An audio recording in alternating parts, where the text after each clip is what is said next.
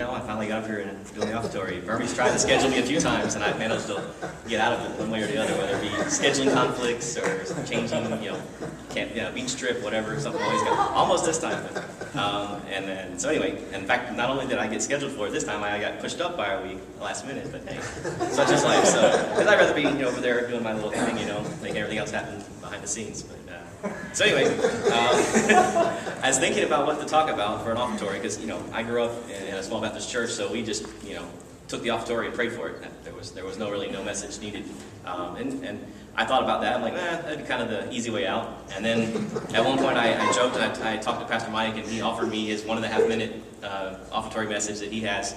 Got in his back pocket waiting just in case, and I thought about it, but he just read that recently, so I'm like, oh, that'd be kind of cheating too, So I was thinking about it, and there was actually something I saw on Facebook that kind of made me think about this a little bit. But then I was in the shower this past week one morning, and my thoughts wander often when I'm showering, and I was sitting there, doing the whole, whatever, and then I'm like, oh yeah, I need to shave. That's right.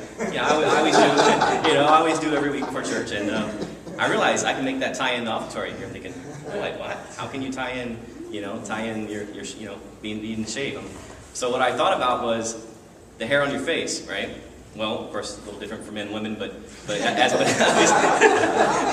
just in general speaking, more so for guys, I guess. But hair on your face, well, it's not needed necessarily. You don't need it to survive. You don't need it to live, to go to your day-to-day operation. You can get by without it.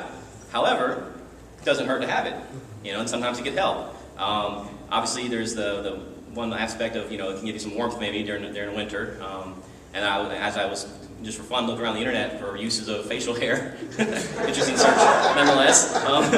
One point was made that you can use it. Facial hair can be seen as a sign for attraction, the way it's done, for like a guy, And also in some ancient cultures, they saw hair as a facial hair as a sign of wisdom, So to tie that into offertory, I think of the church. But of course, I think Pastor Murray mentioned this briefly, but the church, I'm not referring to the building, I'm referring to the people, as mentioned in Acts 2, where it said, it talks about, the people being the church, not the actual building.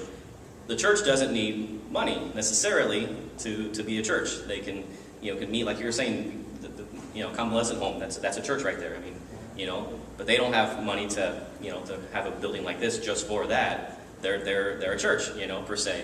And we don't need money necessarily to operate, to survive. However, it doesn't hurt. And it can help. It gives us the chance to have this place, to have a place that can be organized and to have a paid pastor that's always going to be here for us. And to have a place to worship, which also ties into the theme of, exalting Christ through worship. So to have all that, it's a good thing. So if the Lord leads you, let's take off the offertory.